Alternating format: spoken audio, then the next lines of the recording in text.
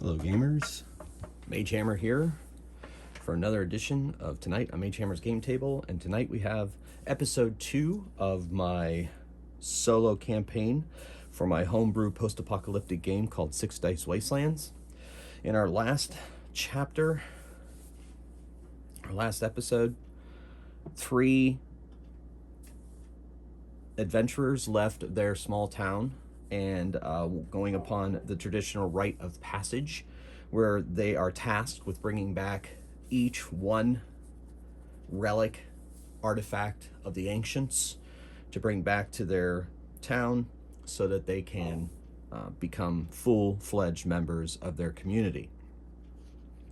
Well, during the course of that, they encountered some creatures out in the wild, and then they also ran into a ruin, where that's the best place to look. Their little town there's ruins peppering all over the wilderness around them. And inside that ruin, they found arcs, which are dog men, basically, stable genotype that has life leech, which is a vicious mutation. And they lost one of their members. However, in defeating the arcs, they did find a relic. So one more to go, and they'll be able to return back to their village triumphant. They will also have to, unfortunately, carry the body back of one of their own. While they were camping, taking a rest outside of the ruin in the wilderness, their fire drew 2 travelers, 2 wanderers. These travelers are from another neighboring village, and both are mutants. And it is very dangerous in Gamma Terra to approach people who are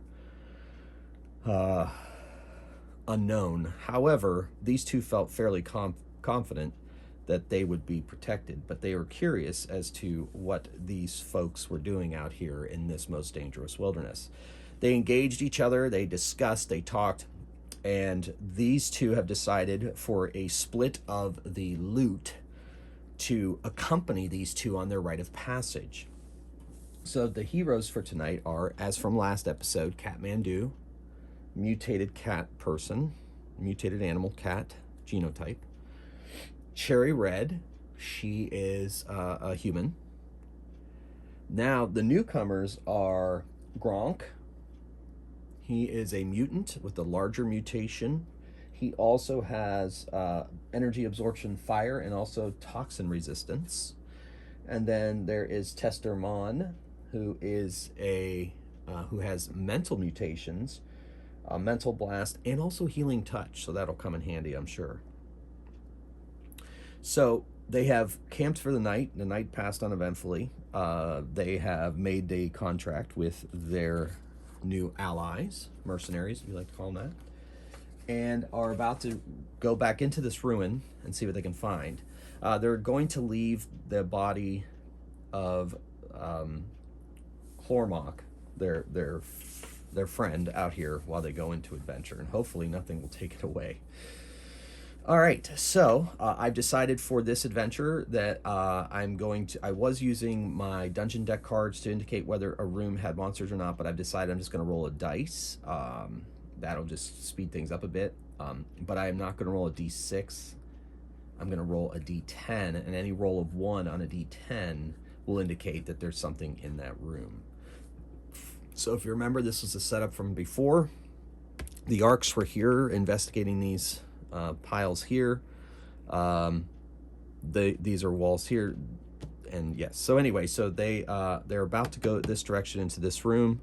They're gonna let Gronk take the lead, of course, because he is pretty tough. And so they have now entered the ruin again, and then in search for relics. So Gronk enters this room, and he finds another passageway that leads out there, but also there's some side passages that run between the walls.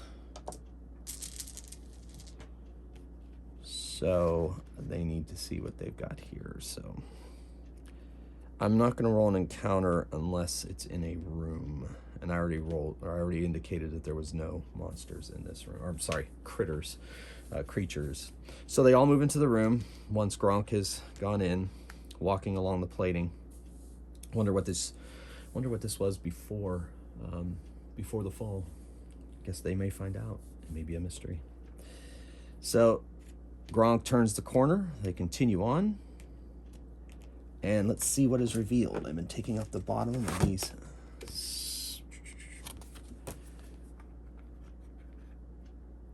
So it's kind of a dead end, so they're going to have to go through this little passage there, but Gronk can't fit through there. Interesting.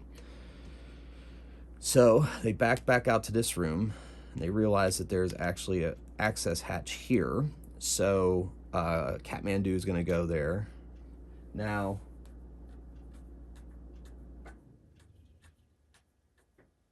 yeah, Kathmandu is going to enter and see if there's anything in that room. And there is nothing in that room. Oh, I was going to roll D10, right? 10, nothing in that room. So he enters in.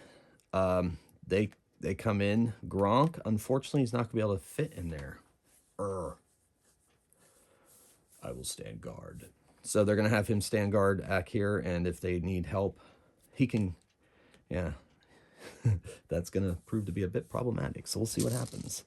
That's the way it is when you adventure in the Wastelands. And so there's now another passage that leads off of this plating area.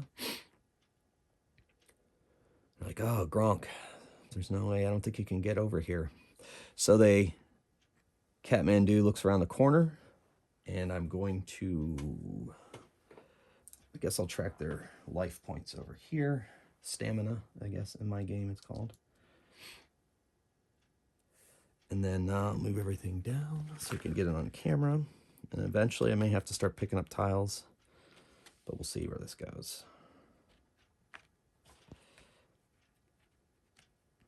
And if the encounter of 1d10 is not generating enough encounters, it's only a 10% chance. I guess I could go to a 13% chance, roll a d6. We'll see where we're going from here. See what the next tile is. All right. All right. Or I could find a tile that will fit within the screen, and we can call it a day.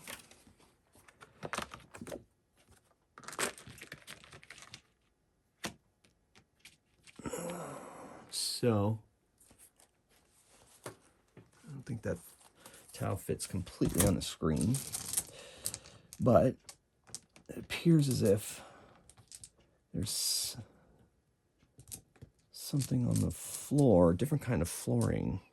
So Kathmandu is hesitant to enter that, but they can go through the door there, but he's not sure exactly what that area is. It almost looks like it may have contained water at one point.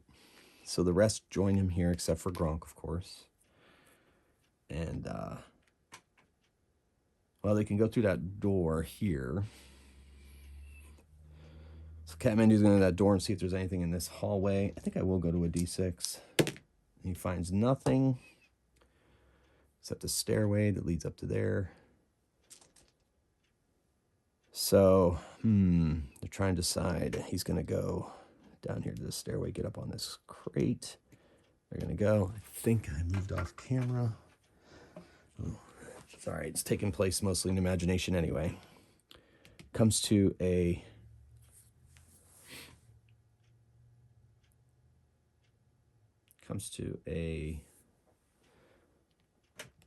ancient's console. He doesn't quite understand it. Has some buttons. Looks like there's still some power to this place. So they decide that they're going to go back through this door and back into this room, and they're going to go try to see where the passageways lead from here. And they find another passage, some access tunnels next to a passage, but they're not really aware of that passage. So Kathmandu's going to lead, and they make their way through, and we'll see if there's anything in this area. And there is something. So let's see what that something is. I'm going to roll randomly to see if there is a creature that makes sense. 14. Aha. Yeah.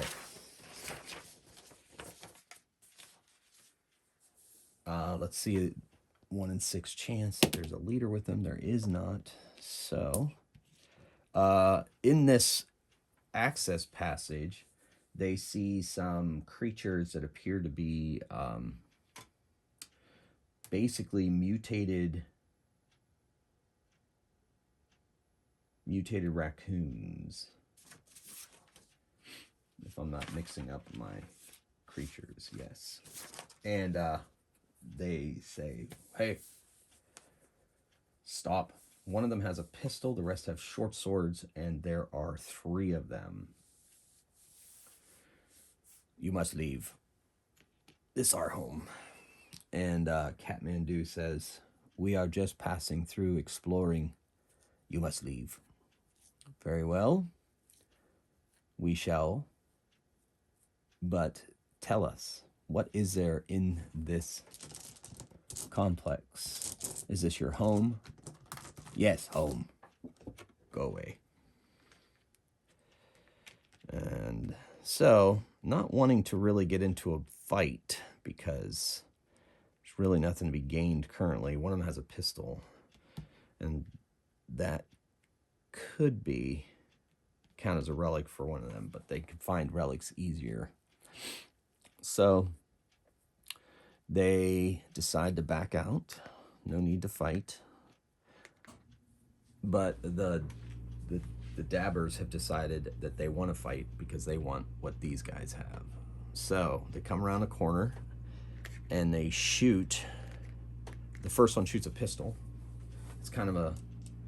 We're going to roll initiative because they know that they're coming. So we're going to roll initiative. So poor Gronk, he is... I'll roll initiative for him anyway. Then this is Cherry.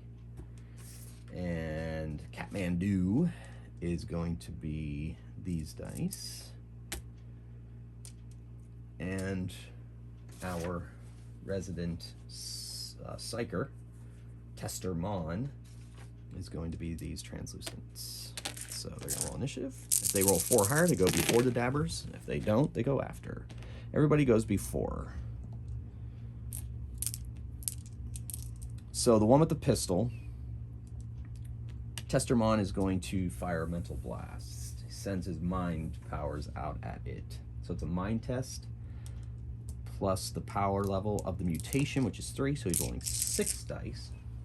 And just so you know, a mental blast, that he has to get a 4+ mind test. And for every success, the creature automatically just suffers 2 damage per success unless it has mental defense, which it does not. So, gonna let it go. So it got 4. That's 8 on the dabber. That's enough to fell the creature. There's 2 left. Small aura of azure energy formed around Tester's mind, and he dropped the one with the pistol. Kathmandu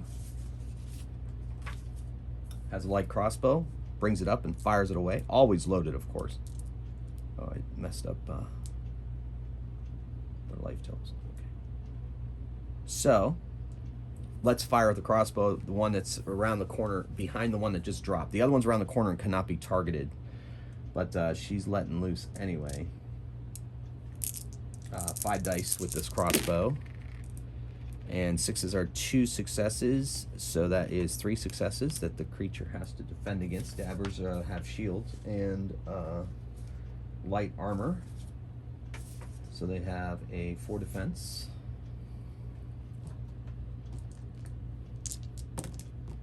I got these cool dice with skulls on the 6s for this game, and does 2 of them, so it takes 1 damage, still up. And then Cherry does have a pistol, and she fires off 4 dice and 3 successes. And the dabber eliminates 2. So he's taken 3 points of damage total. Make a note of that.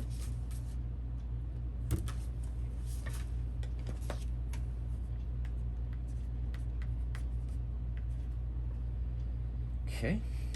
So it's his turn.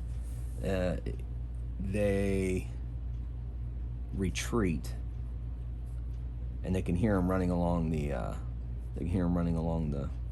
stuff, and they hear the plank, the grating, and then they hear a door open, and then they don't hear him anymore.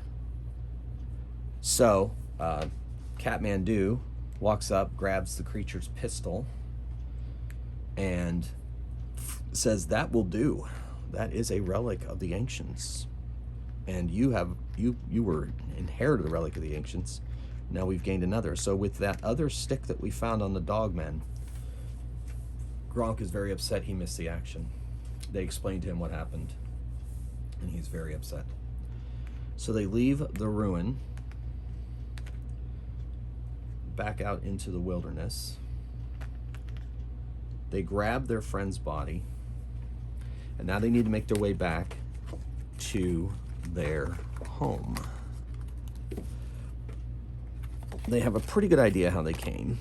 The wilderness can be confusing, but Kathmandu has really good senses and was able to sense their way back the way they came. So they set out, and basically the mercenaries, let's see if the creature had, let's check. He got the pistols. Let's see if they had other kind of treasure. Of course. All right, so we're going to go to the Gamma World 4th edition rules, because it has excellent junk tables as well as artifact tables. And these creatures, they're loot type A. There's 75% chance that they have each kind of loot. 34% chance they have some Domars, 1d10 times 10, 40. So they take those and they give Gronk and Testermon all 20 each for paying them for coming with them. See if the creatures were carrying any junk. They were not. And let's see if they were carrying, well, they did have a pistol. See if they had another piece of tech. They did not. Okay, except for the pistol. All right, so they've paid their mercenaries, and they're asking them to continue with them with that payment to their village to keep them safe. So there were every 3 encounters I searched for a ruin, and I believe there were 3 checks on their way back. So let's see. The dice here, this one that has the Triskelion on it, that will be the last one. This one will be the second one, and this one will be the first one. If any of these come up a 1, then they encounter something out in the wilderness on their way home. And none of them do. So they make it back to their village. They're hailed as heroes because they've done their way to passage. And they had Gronk carry their dead body with them. Clormok, may he rest in peace. They have a ceremony where they burn Clormok's body and send his essence through smoke to the sky gods. And they introduce Gronk and Testermon to their community for now. And for now, they've decided they're going to stick around. And then the next day, after the celebration of their return, they are brought before the constable of their town, who says, "Now that you have proven yourselves, we have yet another mission for you.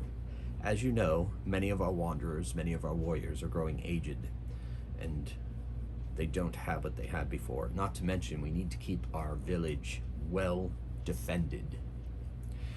There is a ruin not far from here that traders have brought us rumors that there is a powerful artifact hidden in the midst of it. Maybe, and it's not a building, it's a city of the ancients. And Your mission is to go into that ruins and search for this artifact. Now, the artifact supposedly is a source of energy that could help fuel our village for generations to come. And the trader drew a picture of it, but was too cowardly to go get it, and expects to have a cut of the pay when he returns, a finder's fee, if you will. I have agreed to these terms. The trader will lead you to the ruins, and then once he has done that, he will follow you back if you retrieve it, and then he expects to be paid. But agrees only if the artifact works and is what he says it is. But I feel it's worth the risk to send you there. And you, Gronk and Testermon, I will pay you as well to help with this mission, and you will be welcome here. How much? Well, an equal share of whatever ruins you find. You can decide which artifacts would be yours, but we'll also give you a place to live, and with this superior technology you'll be bringing back, this will be quite the place. And eventually I have great plans for this place. What say you? For now, yes. Excellent. All right. You leave this morning. And here is the trader. And he comes in, he's got like a beret on, and he's dressed in camouflage, and he's got a backpack. And he says, "Hello, my name is Moncrief, and I will lead you to the artifact." So, it is 2 days travel through the wilderness, through the wastelands, to get there. Do you have sufficient food? No, but they will. I've taken the liberty of providing them with packs that have food in them, as well as some bandages and torches and fire makers and everything they need on their journey. Excellent. Follow me. So Moncrief takes off, and they follow Moncrief out into the wilderness. So it's going to be 3 days. So I'm going to say that that is going to be 9 encounter rolls in the wilderness. So it'll be 3 per day. So the first day, we'll roll 3. Any ones? Okay, so the first day is uneventful. They rest. See if anything comes at night. Nothing at night, except for the sound of the many creatures that inhabit these well, they might be irradiated. Second day of travel, no encounters. That night, no encounter. I wonder if this bodes well. Maybe there's something bigger in the wilderness that's keeping the other things at bay. And on their third day of travel, they find nothing. Nothing finds them, I should say. And they find the entrance to an ancient, ruined city. Through the trees, they find a road.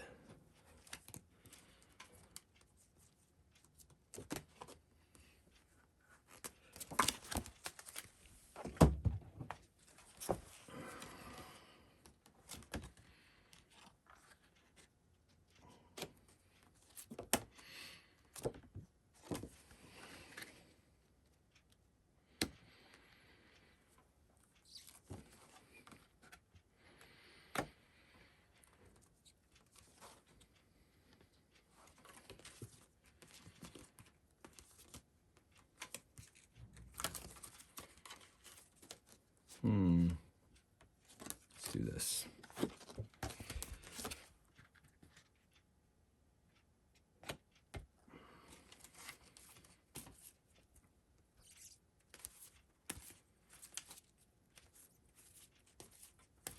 A couple more tiles, and this will be the beginning part of the city. And the trader knows where they are, so he's going to take them with him. And that's trader as in Trader, by the way. Hopefully, I'm sure you figured that out.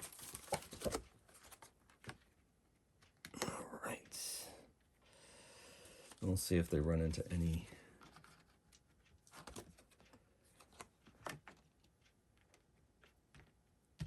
All right, so This first tile is not going to have any kind of encounter, but Gronk leads the way.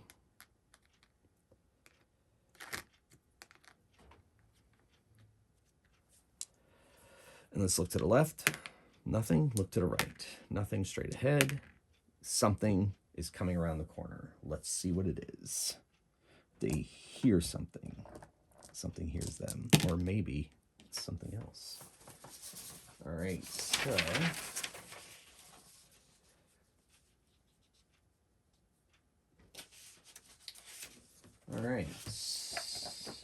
the first encounter they have in this ruins of the ancient city is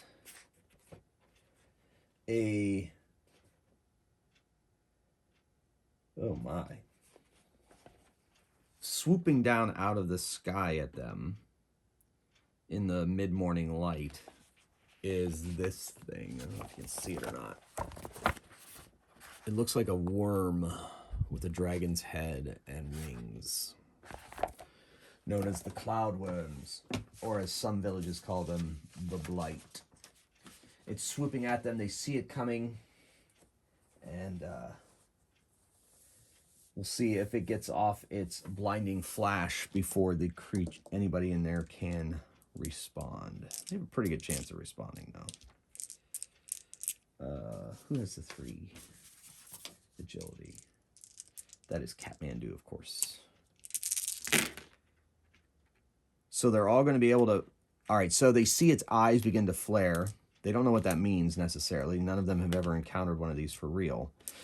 But they are able to react first. So Kathmandu fires off her crossbow. Ooh, pretty good. 5 successes as it's swooping down on them. It has to save against 5 successes. It has some tough skin and musculature. And it defends 2 of those, so it takes 3 damage. All right.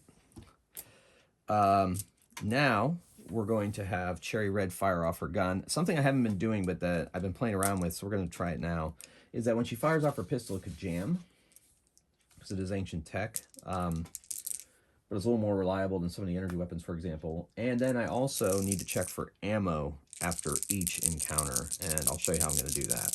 So for now, she's going to fire this off, and ever if she misses and she rolls a 1, if she has no successes and rolls a 1, then it jams. Or I guess I could go, if she rolls 2 1s, it jams, even if she hits. Yeah, so it could fire. Yeah, we'll do that. All right, so 4 successes. The creature absorbs 3, takes 1. And then let's see if she is out of ammo. Yeah, you know what? We'll just leave. We'll do it after an encounter. All right, so that's she fires at it there. Gronk is going to run forward and see if he can reach at it. And since it's kind of out of his reach, but it's like just within reach with the length of his arms because he's larger, I'll say he only hits on a 6, which means if he does hit, it's a solid blow. And also, he gets two successes on 5s because of the larger mutation. 5s and 6s. And it's a railroad tie club. So he takes a swing, but he's only going to be hitting on 6s. But he does get 7 dice on this. 7 dice. Because he's large and has extra strength because of his largeness. So, pardon my elbow. Pardon my shoulder. He lets swing, hitting only on 6s. Woo, he managed to get a hit in. Normally, this would have been a massive blow, but because of the nature of it flying, he only gets 6 successes only, I say. And it absorbs 3 of them, so it only takes 3 damage from the glancing blow. And then Tester Mon is not 100% sure that it's going to be able to blast, mental blast is going to work against it. It tends to work mostly against humanoid, like with those kind of brains, and not some kind of insect brain. So he's not going to waste that because he only gets so many a day. He gets three mental blasts a day. I think it's 1 per what you have for power. Once every 3 turns. Oh, so that's not too bad. So he could do it, but he's not going to. He's not going to waste it. He's going to just throw a throwing knife at it. It's only a 3D. And he gets 3 successes. Not bad, not bad. Throwing knife sinks into the creature, and it only dodges 1 of those. So 2 damage from a throwing knife as it sticks into him.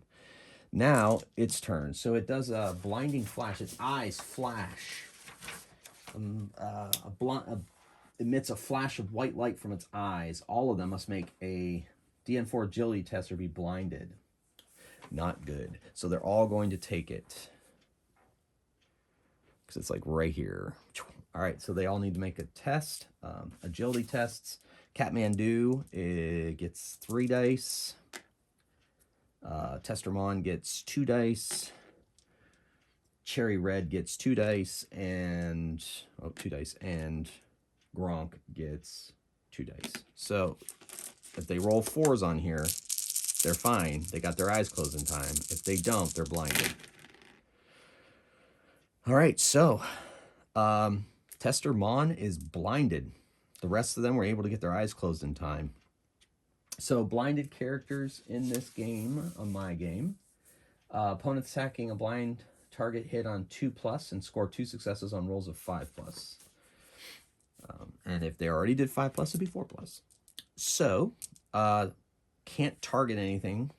Mental Blast. Can't target anything. So, he is pretty much rendered semi-useless currently, but we'll see how that plays out. All right, so it's initiative for everybody.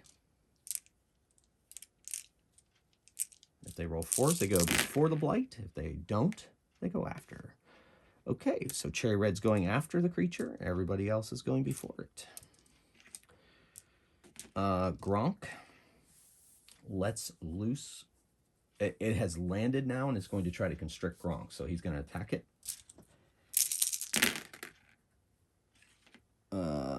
Only 2. He gets 2 successes on 5s because of his strength. So 4, 5. 5 successes. And eliminates 2, takes 3 more damage, and that's enough. He takes it out completely, jams his, cracks its neck, basically. This creature will have no treasure. I'm sorry, loot. So,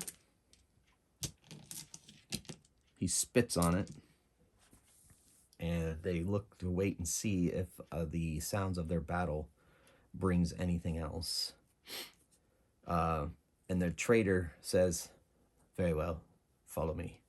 And they continue their way into the city. And I think for fun, I will just flip all these tiles as they make their way through. Oh, there's a hazard.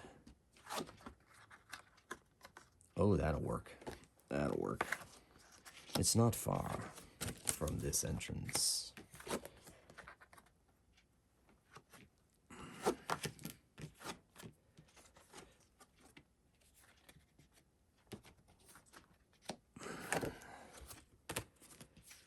There's electricity zapping away over to their right as they enter this stairway. Yeah, that's what we're going to do. Perfect. Perfect. All right. So he goes down those stairs and through those double doors. So we go through there, and you can see what you can see.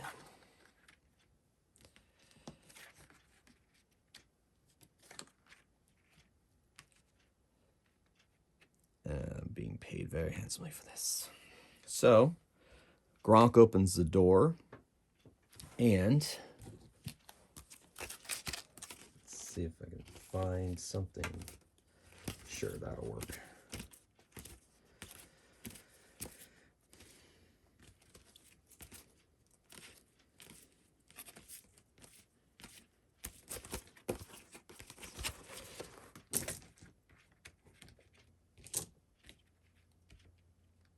Trader says, I found many of these throughout the city, but this one seems to be up and running. And there is a power source right here, indicated by this die. They enter in.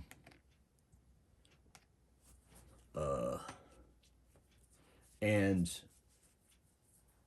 Cherry's like, hold on, let me take a look at this, see if we can take it out of here without breaking it. So she needs to make 3 mind tests to figure out how the artifact works. If she fails, and any of the failures are a 1, then she breaks it. Or breaks it. Then, if it breaks, I roll an additional d6, and if on a roll of 1, it explodes and does damage. That's how figuring out artifacts, an old tradition from Gamma World, works in this system. So Cherry Red is going to be the one that is going to do it. I'm going to have her consult with Tester Mon, and that will give her an additional, that'll allow her to succeed on 4s because it's providing aid. You know what? No, I think more traditionally, the way my system works, for example, if you attack with multiple weapons, you add an additional die. So I think we'll add an additional die for the help. So Cherry Red is going to make a check with 4 dice, which also kind of increases the chance of things blowing up in her face. If she doesn't roll a success, now, because it's ancient tech and this tech is higher level than what she's used to, she only gets successes on 6.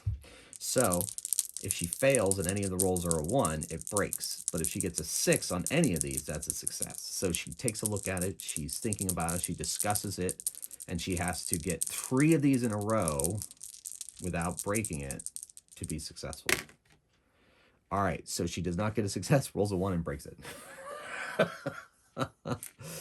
When they try to remove it, it shuts down. Well, what do you think? Oh, and while they're doing that, there is a creature or 2 coming upon them. Oh, no, wait, wrong dice. 8. We already saw, though. Let's see a new creature. Same thing, man. There we go, 21. That's going to make more sense. All right, so here comes, they hear a clanking sound, or a whirring and clanking sound. Just as they are breaking it, Gronk tries to rip it out of the floor. They're going to take it back with them anyway, and hopefully they can try to figure out how to make it work back at home. The trader's like, "Ugh, you fools!" But coming through this double door is a living metal. Stop where you are. You are under arrest. But this creature, of course, has been here for so long that it is not working properly, and it is going to attack. So it lowers a tube on its shoulder at them, and it starts to power up, and it takes aim at Gronk. So we're going to roll initiative to see if they can react in time, because they heard it coming.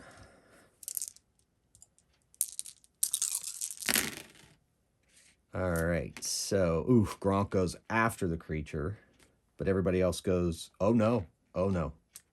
Testermon goes after as well. Testermon's blindness, by the way, was only temporary and has since gone.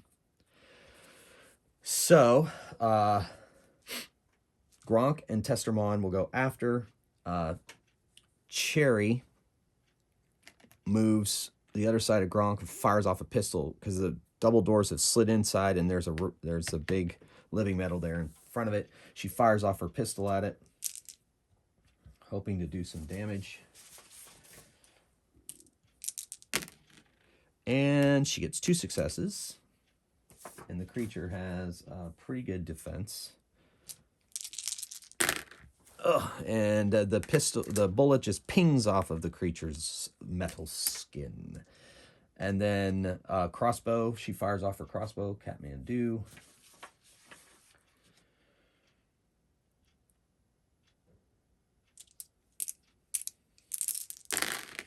Oh man, 3 successes. So the robot, nope, crossbow bolt just does not phase it.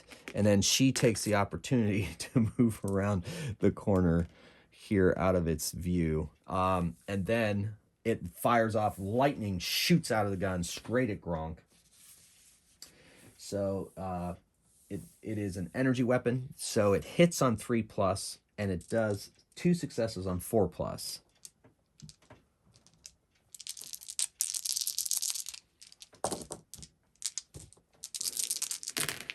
Ooh! Wow, Gronk, you got lucky, bro. So that's 2 successes. All right, Gronky. All right, so Gronk has a defense of 4 and absorbs 2, so no damage. The lightning just kind of coruscates across his skin, and that's it. And he goes, "Arr!" and he rushes forward with his big railroad tie club, and he swings down on top of the robot, hoping to take it out. He does 2 successes on 5s. That is a solid punch. Solid smash. All right, so 2, 4, 6, 8 successes. And it absorbs 1 of them, takes 7. That's pretty good, but it's still up and running. You must come quietly. All right. Then Tester Mon comes over and whips a dagger at it, a knife, a throwing knife, because that's all he's got. Because he knows his mental blast will not be able to harm this creature. But he does have healing touch, so you may end up using that. Too bad that wasn't fire. Gronk absorbs fire. Anyway, so he whips a dagger at it. And 2 successes. Okay. I should have used those dice too late. Oh, nope. It pings off of its metal skin. Initiative.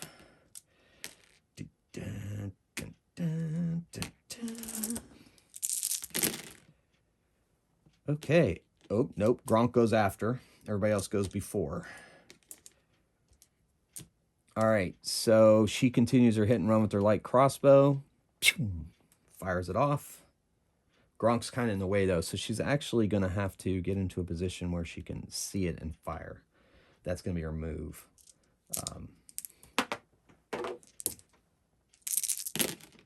All right, she gets 3 successes.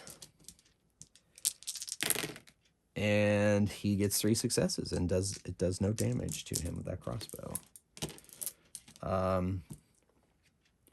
She moves over here, fires off her pistol.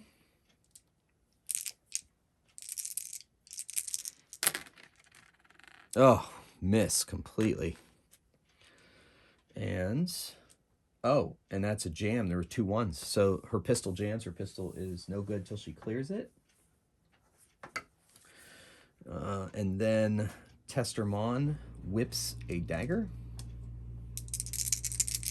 Another throwing knife. And gets 2 successes. And the robot easily absorbs that. So the robot attacks. Now the robot gets ranged attack.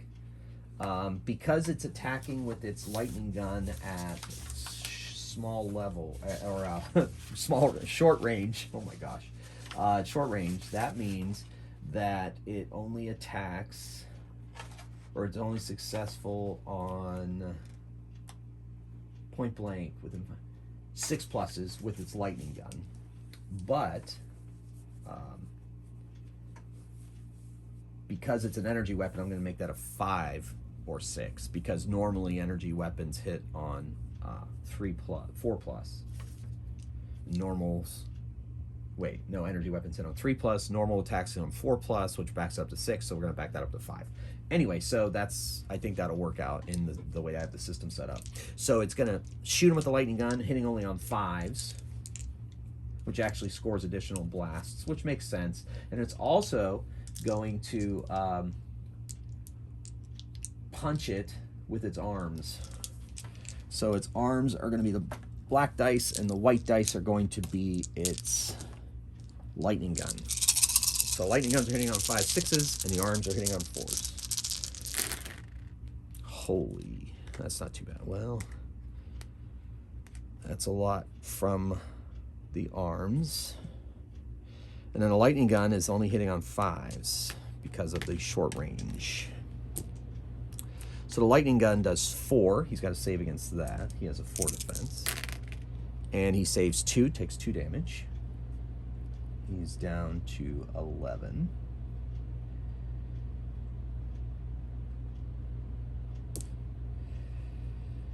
Okay. And then from the claws, he's taking only 4.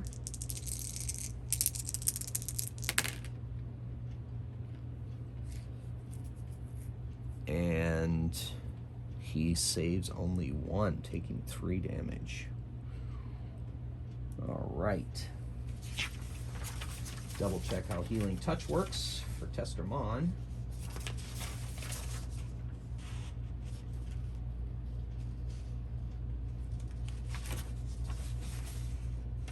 Oh, it must be a physical. Yeah, it's physical.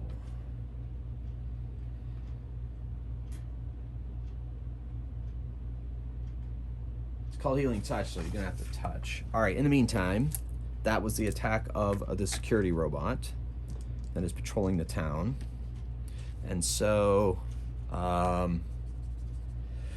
now it's Gronk and Tester Mon's turn. Tester Mon is going to move up and touch Gronk's really big back and makes a test. So Mutant rolls D4 strength test. The mutation power level is the bonus to that. And Tester Mon has a 3D, so he's rolling 4 dice. Every success of 4 plus cures 1d3 stamina. Woo! So that's 3 and 6 and 7. 6 and 8 actually. So 8 healed. He's back to full as he brings his big club down on the security robot. All right, so he gets 6 successes. And it absorbs only 1, takes 5, still up, still fighting, still trying to stun them and arrest them and bring them in for questioning. And now we're back to initiative. See who goes before and who goes after. So 4 or more, they all go, they are all going before the creature now.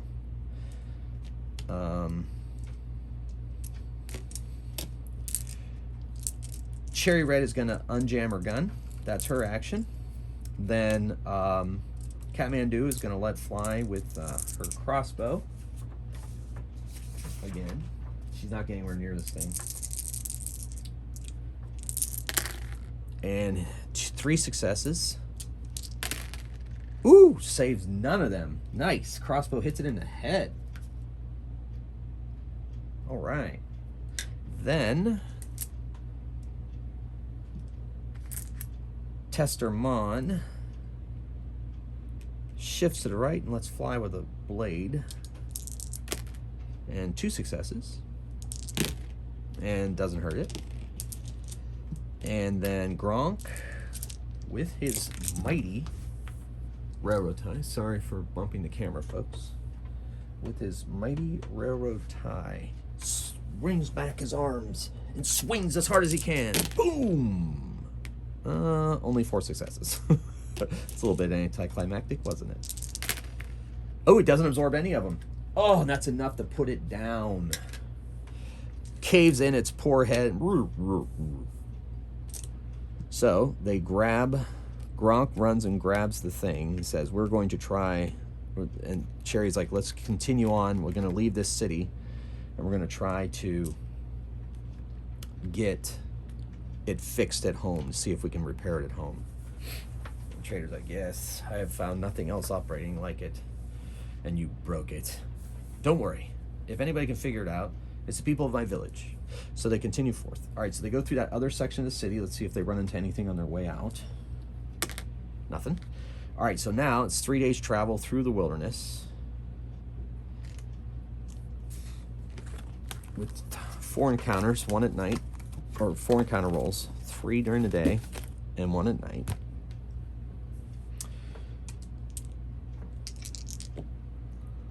So first day, nothing. The night, there is something. Let's see what comes their way in the night. They, of course, have guards on duty. 17.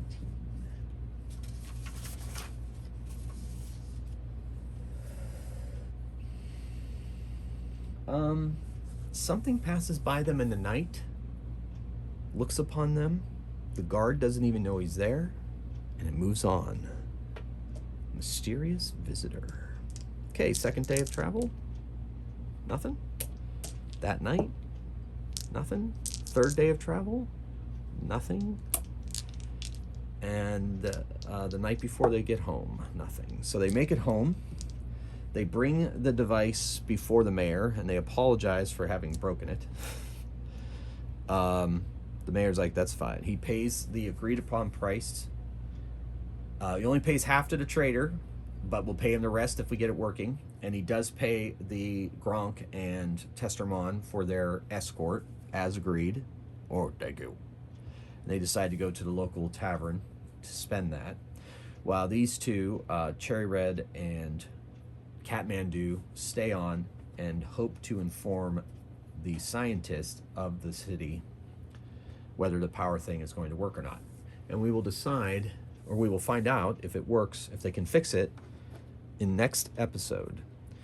Thank you once again for following along this adventure as I play through my own homebrew post-apocalyptic role-playing game. It's been a lot of fun designing the game. It's been a lot of fun playing this for you and playing it for myself. Play testing. If you have any comments about anything you see, please feel free to leave them in the comments. And once again, I just can't thank you enough for going on these journeys with me, and I've really enjoyed sharing them with you. So until next time, as always, continue to roll dice, play games, and I hope you all have a wonderful, happy New Year. Thank you. Magehammer